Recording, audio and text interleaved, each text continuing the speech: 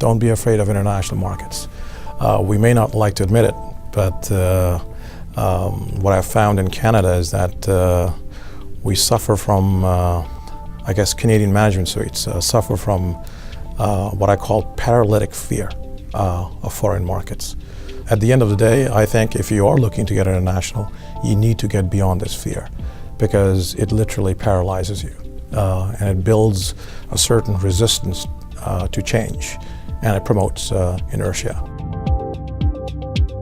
I often tell people venturing abroad is a compelling proposition, but only if it's done right. And in order for it to be done right, don't do it yourself. If you don't have the know-how, don't do it yourself. Hire an expert.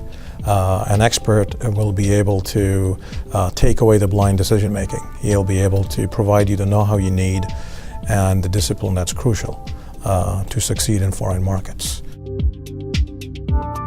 Don't rush into signing a joint venture partner.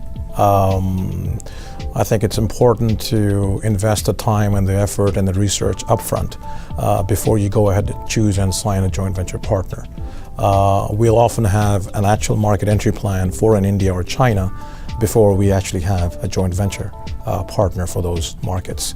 And that can help you a few ways if you do upfront research. Number one is it gives the partner a good perspective in terms of how serious you are to succeed in that marketplace, because you've done the research up front and you could probably get him to invest a lot more than you would otherwise. The second thing is that if you've done the research, then the market entry plan that you have probably profiles the right joint venture partner that you should be looking at to succeed in that marketplace. And finally, I think it actually acts as a safeguard if in any event there's a joint venture partner that wants to take advantage of you. But if you've already done the research and you have knowledge in advance, then the likelihood of that happening actually is minimized. There's no question in my mind that the biggest myth about expanding internationally is that it offers a sizable risk, and it's a risky proposition. Now, clearly, any business decision you make, any business move you make, carries it, with itself a certain amount of risk. But I think if you look into the facts, then you actually realize that new markets actually offer a better risk-reward ratio to new products, for instance, which often seems to be like a popular choice of managers to ignite business growth, if you will. And what I mean by that is that if you look at new products, an average investment level is about $50 million.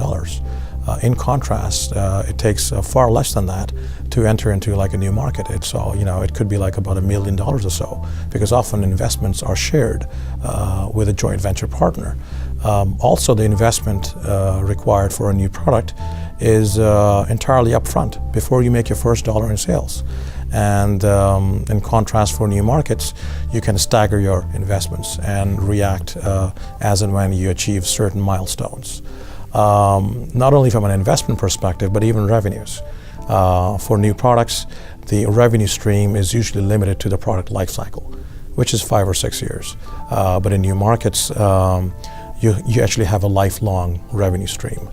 And finally, I think if you look at the fact that new products often cannibalize existing sales. If you look at new markets, then there's no factor for cannibalization, because all the sales are incremental sales.